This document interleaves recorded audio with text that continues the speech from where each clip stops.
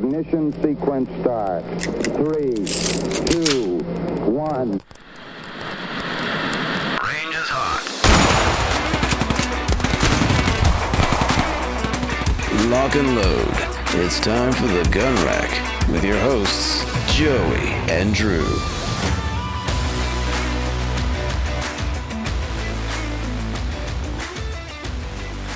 Hello, everyone, and welcome to the Gun Rack Sonoran Desert Institute School of Firearms Technology's official podcast.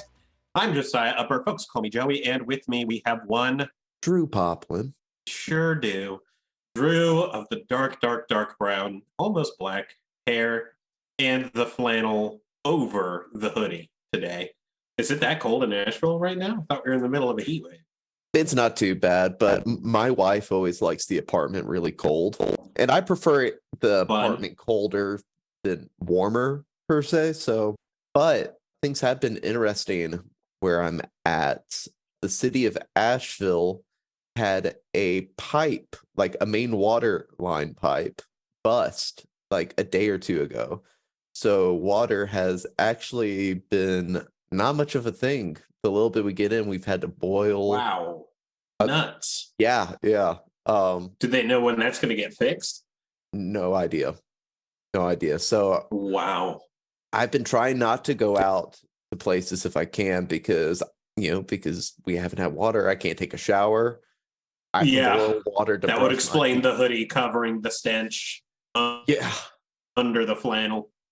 Kind of a insulation. I had a friend, because obviously we're recording this now post one of the nastier cold snaps I have seen in all my times living in the Southeast.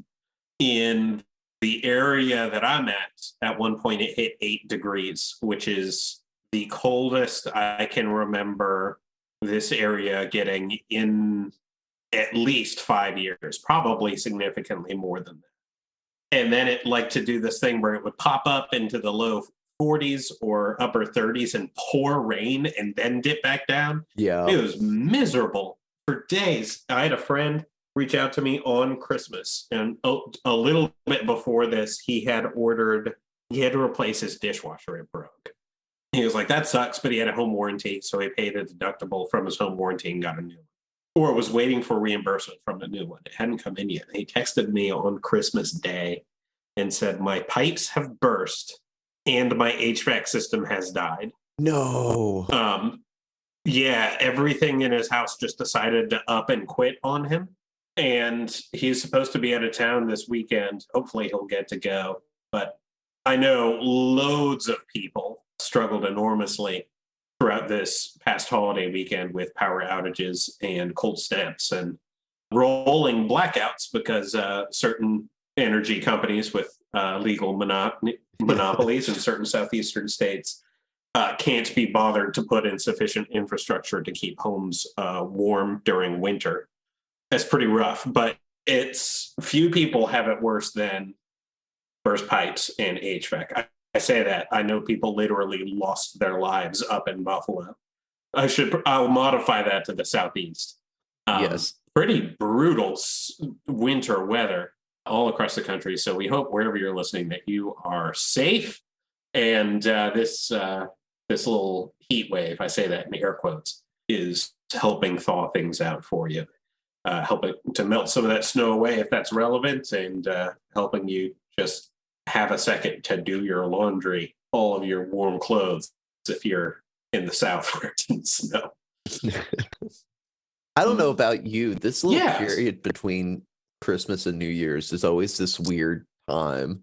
Because you have like another thing to celebrate within a week of having like this big thing. So it's always this weird in between, like, but those are like usually some of the best work weeks, though, because people are just sort of like, well, whatever, we don't really need to meet, whatever, stuff like that. So, speaking of Christmas, Joey, we talked about the true meaning of Christmas last week, and that's getting gifts.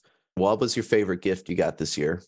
I got some pretty solid ones. It was something of a leaner Christmas for us than normal, but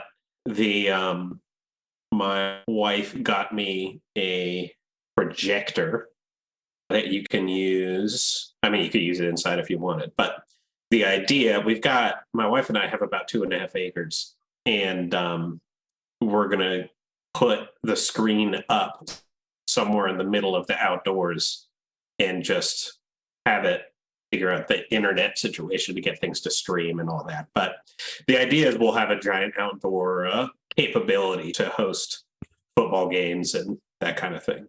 Oh, that's so really cool. So pretty happy with that one. You should put it up on the barn.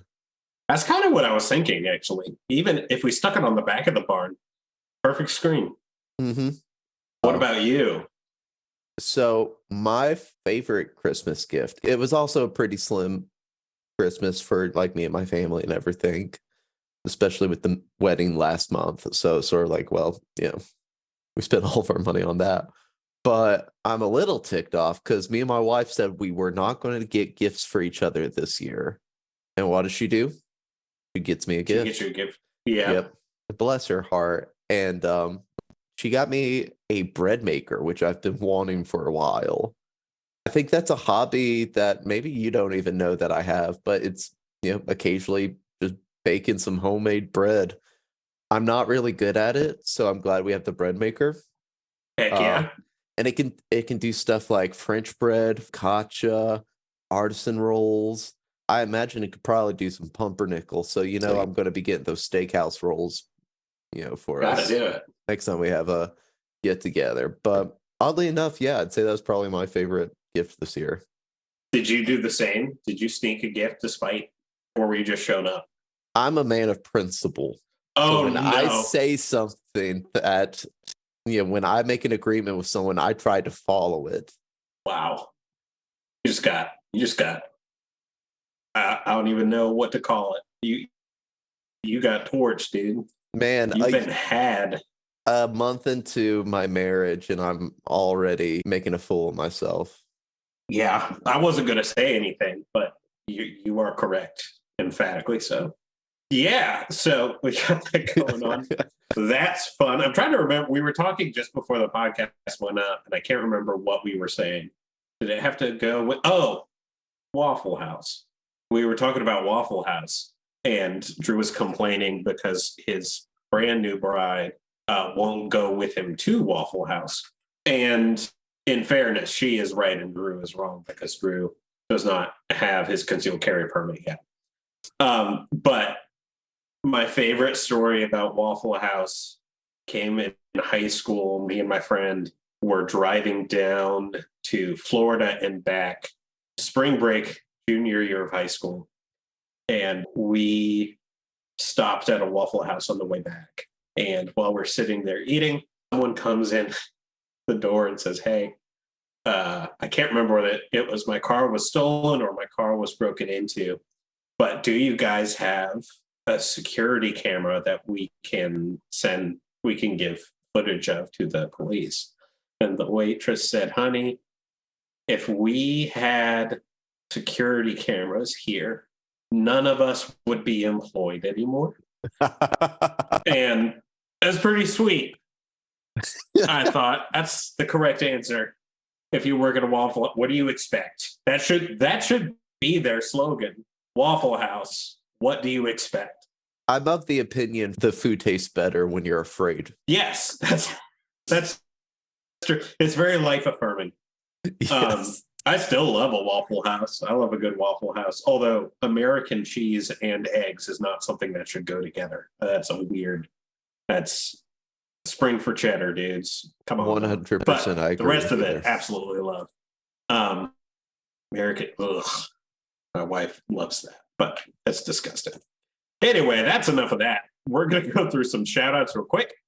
And we're going to work through some Drew's Clues. And we're going to look back at the year of 2022 and then look forward to the year ahead. So what do we have for shout outs?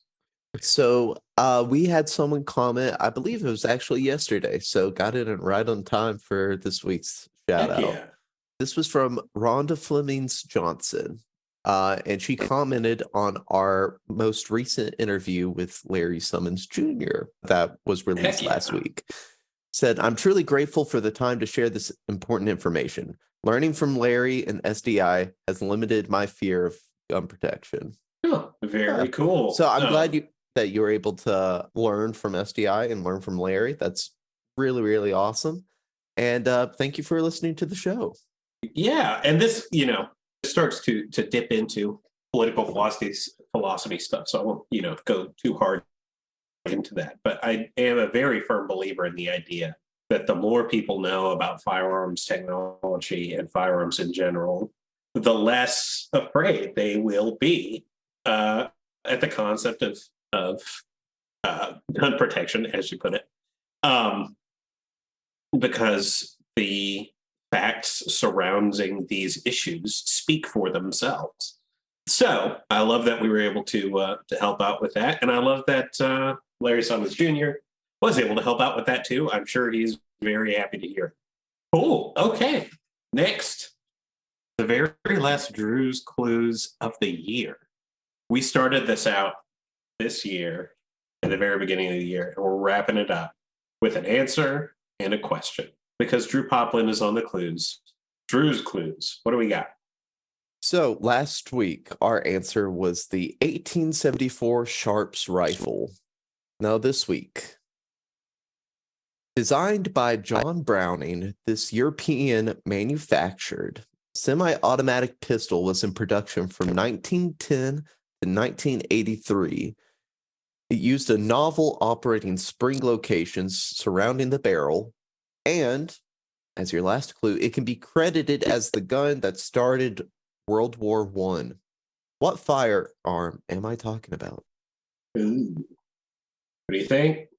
If you think you know, get in touch with us at marketing@sdi.edu. Put the gun rack in the subject line so we know who you're talking to.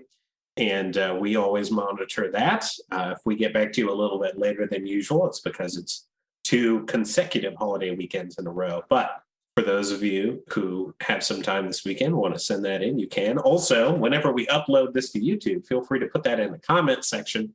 We do monitor there as well. So before we get into our kind of retrospective of 2022, let's talk a little bit about Sonoran Desert Institute. Drew, what do we know about this wonderful, wonderful school? Well, Sonoran Desert Institute, otherwise known as SDI, is an online school that helps students learn the skills and techniques they'll need to be successful in the firearms and unmanned technology industries. SDI is accredited by the Distance Education Accrediting Commission. Maybe the first time I haven't flubbed that, so progress. Yeah, I'm impressed. Currently, we offer 2 programs in the firearms technology arena. We have the Associate of Science in Firearms Technology and the Certificate in Firearms Technology Gunsmithing. If either of these interest you, please, I encourage you, go to sdi.edu. And once you get there, head over to the School of Firearms Technology page. There you can learn more about these programs and how they can help you beef up your firearms knowledge. And as always, feel free, reach out to us, to our missions team. Usually they have a little blurb that pops up where you can have a real-time talk with someone. They'd love to talk to you and tell you more about these programs we offer. So again, head over to sdi.edu for more information. Now, let's continue the show. Very good. Very good. Let's get into some of our favorite memories from 2022. We're going to talk about favorite guns from 2022 and maybe even a favorite moment or two. This was a pretty good year for firearms technology. There's some stuff that rolled out and stuff that kind of hit the mainstream this year. That was pretty exciting. Drew, what are some of your favorites? So the first one I want to mention was a firearm that I got to shoot a little bit at the Gathering. That's Palmetto State Armory's The Gathering, and it's actually Palmetto State's firearm. It's the PSA Rock 5.7. It was my first time ever firing 5.7 before, so to be honest, I kind of wasn't sure what I was going to get into. But honestly, for the whole Gathering, it was probably the gun I shot the best with. Joey could actually vouch for that because it's true. Yeah, it was there. Yeah, which isn't saying much, but yeah, it was. Yeah, it was super comfortable in my hand. I shot well with it. it's not the prettiest firearm in the world. It's sort of like a Glock. It's not necessarily meant to be like, ooh, look at that. And to be honest, I'm still not sold fully on purchasing a firearm that shoots some 5.7 yet, especially because I still need to get my concealed carry. Yeah, I think I'd probably would stick with the 9mm, but that doesn't diminish its grade for me. It was still a highlight for me this year, and it's still something on my radar. Nice, very, very nice. Excellent. So we've got the PSA Rock 5.7. I'll give one of my own. I also shot that, by the way, and did enjoy it. The 5.7 is such a strange cartridge to me. It is hot, but I know they are enjoying some pretty solid sales numbers with it. And PSA's stuff that they keep rolling out, I just am a fan of the way they're impacting our market with affordable firearms. So PSA is kind of buddy with SDI, at least before I left. There were quite a lot of things we did with them. So just so you guys know, there's a little bit of a prior relationship there, but Drew and I are not privy to most of that. Our experiences firsthand with them, super nice guys that we met, and the Rock was very enjoyable. So got that going on, and that's always great. Okay, I'll add one of my own. The FN High Power came back. Guns.com noted that FN left that model in 2017, but they came back in 2022. They have flush fit 17 plus 1 magazines. They can run hollow points, ambidextrous controls, and are available in a couple different finishes. But if you're buying a high power, you probably should just be getting the black finish. But that's just my take. I have seen a few reviews of these, and I did see some inconsistencies with reliability. Knowing FN as a company, they've probably been fixed by now, but I want to put that caveat on there. And the high power is just a superb firearm, has been for a long time, and not just because it's in the usual suspects. It is one of the first really solid capacity, really solid shooters that stuck around in 9mm specifically. A really cool firearm. It is on my bucket list to get my hands on one. There were lots of companies that make knockoffs, and most of those knockoffs actually have a pretty good rep. So one of these days I'll get my hands on one, and I'm very glad to see FN hop back into the market with that. Nice. Out of curiosity, what's the price point on that? Price point is, I don't remember. You do your next one. I'll check. Cool. So probably my personal favorite from 2022, as far as firearms go, was the Springfield Helion, which was another firearm that we got to fire at the gathering.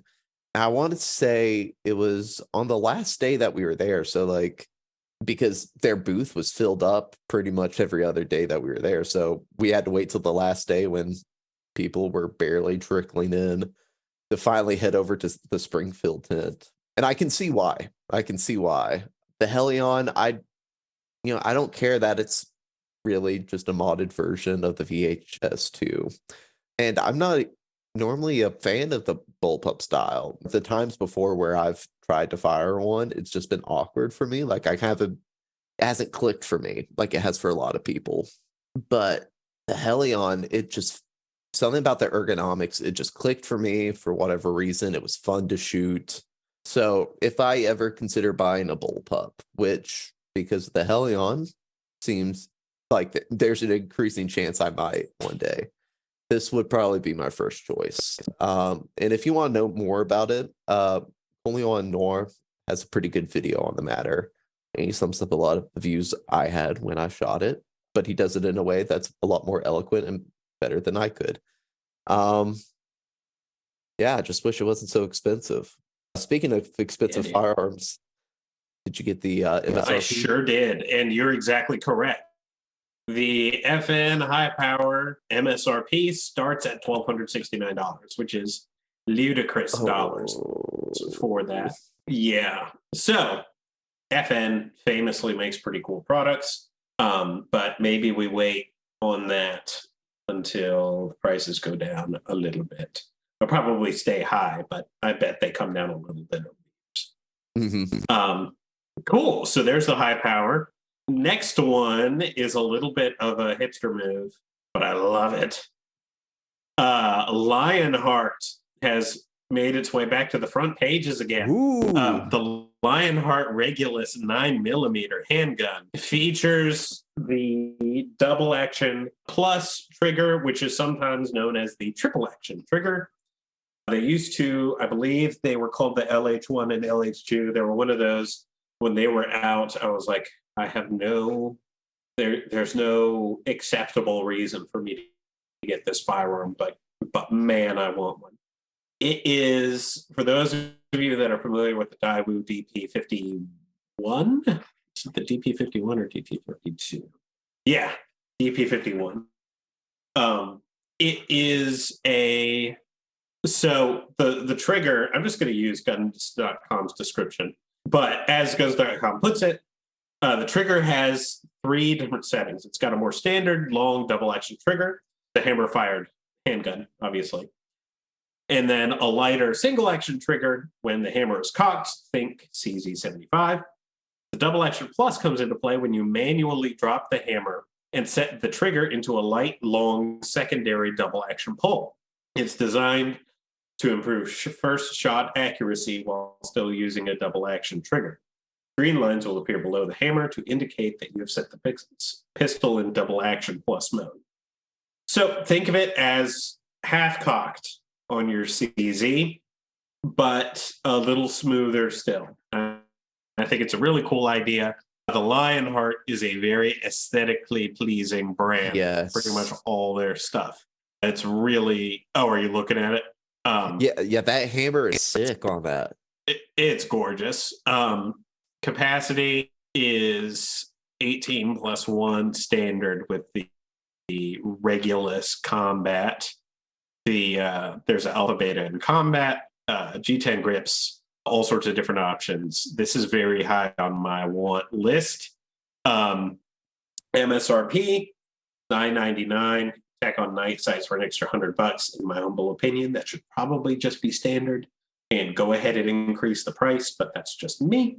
Combat model comes in at $11.49. This is not a concealed carry firearm per se, but it's about the coolest duty firearm I could think of. Aha, duty, of course. But yeah, really cool handgun, and it's good to see. Lionheart is one of those brands that I just salivated over for a long time, and then they kind of disappeared, but they fell from the household name tier, and looks like they're starting to make their gambit back, and I'm happy to see that for sure. So very excited about that opportunity, and I'm really hoping they put out another compact out there somewhere. In fact, I'm going to look that up. If you hear clicking and tapping in the background, that's me learning more about this as we're sitting here. Let's look at things we're looking forward to. And as you do that, I want to see if I can find just a little bit more about this Lionheart. Sure. No, good pick, though. Good pick. I'll forgive you for being hipster and going with Lionheart. So before we do looking forward to 2023, and you kind of alluded to this before we spoke, but I kind of want to talk about what my favorite moments on the show was for me this year. And probably my favorite episode that we did, I'm really torn, honestly, because I'd either say it was the firearms draft, just because it was something new. We'd never done it before, and it was ended up being a lot of fun, and you guys seem to enjoy it too. So excited to do that again, hopefully in the April of this year. And then secondly, or I guess tied for first, would probably be our 100th episode. That was such a big project and a lot of moving parts, but I loved having so many guests on the show, and that was just one that was a lot of fun. And it was really cool for me, who's relatively new on the show, to see just sort of how far it's come, and the fact that we still get to do this at all it's a blessing, and it's amazing. So much fun. And I love doing it. Yeah, absolutely. And I think at this point, in the last podcast of the year, I don't remember if you were there for the literal first podcast of this year. If it wasn't the very first one, it was the second or third one. You were on pretty quick. So I feel like at the end of this year, you have the right to no longer say that you are a newbie here. I feel like you've graduated into I know what I'm about, son, territory. So think about it. You can claim rookiedom for longer if you wish, but I feel like you've grown up. You've grown up on all of us. Appreciate it, man. To look back, I gotta agree with the firearms draft. I think that was the best one. That might be the best episode we've ever put out. It was a lot of fun. Being able to talk about my experience with Accrediting Tactical was fun, although my audio quality in that episode is not good. It's worth listening to, though. The info is a lot of fun, and nothing makes me happier than being able to take classes to share with you guys. For those of you who do not have the time or the finances to do that just yet, strongly encourage you to do so down the line, but you get what I'm talking about. So, firearms draft for Condo Tactical, really big ones. 100th episode was fun. Being able to talk with Jake Burton is always fun. I think we did one with him this year, right? We did. Yeah, I think we had him on for the 100th, if nothing else. Yes, that's what it was. I was like, I know I talked with. Episode 90 every year. Yeah, beginning of April this year, we talked with Jake again. Episode 98, Return of the Burden. There it is. If that doesn't speak to the regard I hold him in, that I just assume that I both have talked to him and enjoyed that conversation. Yeah. But glad to be right in this case. Jake's the best. So glad for all of those opportunities. I'd love to have even more down the road, and he's always down for that. And so we'll be glad to have him back sometime in the pretty near future. Oh, I finished looking at the Lionheart products. They are just down to the Regulus, the LH. I thought it was the LH9 and LH9C. I was wrong about that. It's the LH9N and the LH9CN. I might have said LH1 and LH2, but the point is what I just said is correct. LH9N, LH9CN, and both of them are discontinued. They're legacy products. I did find one online at gunbroker.com for, I think it was $800 plus, whatever shipping and FML fees, yada, yada, yada. But if you're interested, one exists, and in the upper household, money is a little tight at the moment, but seeing that I've never been more inclined to make an impulse firearms buy. Looking at that in Gunbroker, especially since they're discontinued, there was only one. Anywho, if you've never checked out gunbroker.com, go hop on it. It's interesting stuff. We should probably do a feature on them sometime. Things we're looking forward to this upcoming year. First off, I'm excited to cover SHOT Show. We've done some stuff on SHOT Show reactively in the past. I want to be a lot more aggressive with it this year. Will this be the year I finally get to go? Probably not. But man, do I want to.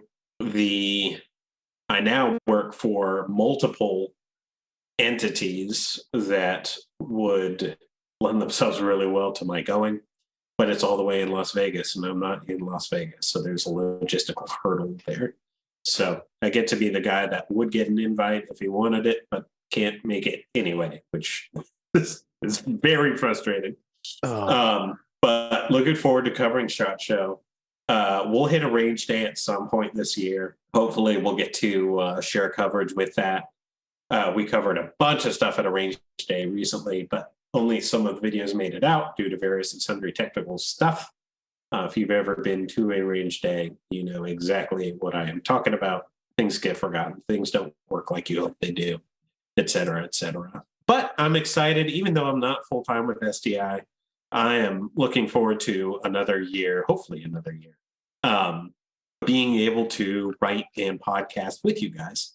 It is extremely fulfilling, and I am very grateful that Sonoran Desert Institute let me hang on, even when I went to check out some other stuff in my career in different areas. I'll add one final thing. Sorry, this is kind of a less of an ordered list than kind of a word vomit of things I generally would like. Something I am looking forward to this year is I want to put a serious investment, as I have the means to do so, into training, and not just firearms training. My first day at CPR certification expired a long time ago. I want to get that back. Mm. I would like to take an unarmed self-defense course at some point, some sort of non-lethal self-defense course. Continue to take firearms training. There's a place that advertises church security training, which I think would be very interesting by itself. I think it's USCCA certified, and I went and looked it up, and they didn't have any dates put out yet. So hopefully that will materialize in kind of a fun way. But I am a church goer, not really very much not an official SDI take, but a lot of people that are in the concealed carry state of mind, which is very much my neck of the woods, are working that space and getting a better appreciation of something that a lot of people take for granted, whether it's first aid or taking care of your community. It is shocking how cheap and how minimal a time commitment those things are. So I'm going to make the decision. I'm not really a resolutions person. I'm going to make the decision now to invest what time I can into making myself a little bit more of a responsible citizen, both in the firearms world and in the world at large, and just improve the world around me a little bit. Well, I feel like you and my wife have been conspiring together to just make me look awful, because those are good. Yeah, dude. Those are good ones. Yeah. I also got you a gift, so suck it. I didn't actually, so you're safe. Well, you're safe. Yeah, for now. So for me, the only one that I have as far as things I'm looking forward to next year that is remotely similar to what you said was it be getting my concealed carry. And I've talked about it on the show plenty of times that, I had the wedding coming up. Yeah, dude. I've been thinking about it since this time last year. And I can build my savings back up, finally get a bit more serious about firearms. I'm hoping to be a little bit more involved, getting a concealed carry, training with it more often, and kind of moving from the realm of passive hobbyist to a bit more active role in the firearms community. Yeah, I feel that. Secondly, and I don't know if this is controversial, I don't know, but it's my opinion, and I'm co-host of the show, so I get to express it. Yep. Not an official SDI opinion. Homegrown stuff. So I'm looking forward to the paint jobs on the Canic Signature Series. I've actually been looking and considering getting a Canic a lot more lately, like a Canic TP9. I think it's the Elite. That's more of the concealed sized carry, but currently they have two METE SFT Miami handguns, both sort of done in the Miami Vice style, with their sort of like the pink and the bright teal blue and the black and white. That's okay, but they have a whiteout that looks pretty dope. But I'm hoping they release some more colors, just because even though I consider myself more of a traditionalist when it comes to firearms, like I like wooden stocks and everything, but I also like it when people have fun. I'm kind of cool with that. I think firearms, while it's a very serious thing, there's an element to where you should have fun with it. I mean, it is a hobby. Yeah, absolutely.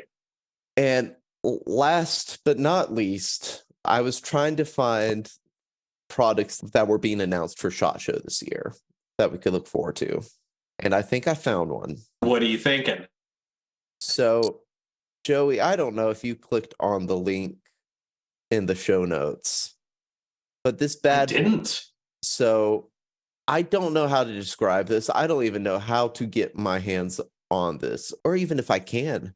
They say it's for police and SWAT, private safety security groups, Border Patrol, Homeland Security, civilian personal protection. So there we go. That's me. I'm a civilian. Essentially, it is an ATV that is like decked out in ballistics protection, and it's just like heavy duty. Let me read from its website. Light armored ATV kits with specific utility, a breakthrough in fast mobile transformable ballistic protection, a sturdy laser cut steel exoskeleton frame designed to ROP safety standards, is utilized as the base for ballistic armor panels. It can be installed in under an hour on a single rider ATV, has protection on all sides. And I just envision myself with this bad boy playing airsoft. That would be so fun. And just driving around with this and being, it's so cool. That is TC Burton. If you want to cool. see this thing, it's the Light Dragoon or the LD1. And I think they're unveiling it at SHOT Show this year. But that is tcburton.com. Check it out if you just want to see something really, really cool. Not that I would ever be able to get it, but I like to dream. Sweet, folks. Just to put this note in here, I am about to leave. Unfortunately, I've got a meeting, but Drew's going to see us out with Tales from the Range and kind of our general closing. Thank you all for a wonderful year, and I cannot wait to talk to you in 2023. It doesn't even sound like a real year yet. May old acquaintance be forgot. All right, so let's go get into some Tales from the Range. This one's coming from the High Road again. We haven't heard from them in a while. I actually had to go back to the early 2000s, the forum they had. And this is from user Ol Stumpy. It says, I guess that the dumbest stunt that I ever witnessed was a guy with a Colt SAA who was shooting at the line of an outdoor range. They called a ceasefire to change targets, but he still had a partially loaded cylinder. Rather than saying anything, he just dropped the hammer on a loaded round with his thumb and set the revolver down on the bench.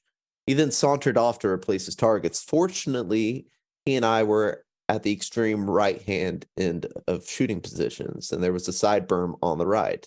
So I reached over and pivoted the barrel 45 degrees to the right without picking the revolver up. When he got back, I told him he should have unloaded the revolver after alerting the range officer. Of course, he could have cared less. Well, Old Stumpy, appreciate what you're doing, keeping people safe. Let's go ahead talk about SDI one more time. And we've talked about the courses that we offered through the School of Firearms Technology, but there is another avenue for beefing up your firearms knowledge with SDI, and that is through the SDI Training Center. Now, whether you're a business owner, future industry professional, or you're just passionate student of the craft, SDI's Training Center offers short, non-credit learning opportunities in targeted areas. Now, the Training Center, it's not accredited by the DEAC.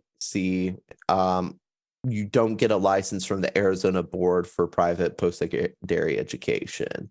However, we do have an assessment at the end of these courses. Those who score 80% or higher will receive a certificate of completion from SDI for the chosen platform. Now, if you want more information about the Training Center, you can head over to www.sdi.edu/training-center, then another slash there at the end. Again, that is sdi.edu/training-center/. Now, folks, thank you so much for an incredible 2022. I know I speak for Joey and myself when we say that we are so excited for 2023 and that we wish you all the best going into this next year. And until next year, that is the Gun Rack. Have fun, stay safe out there, and we will see you at the range. Sonoran Desert Institute is an online school accredited by the DEAC. It is headquartered at 1555 West University Drive in Tempe, Arizona. For more information about how you can craft your firearms future, visit sdi.edu.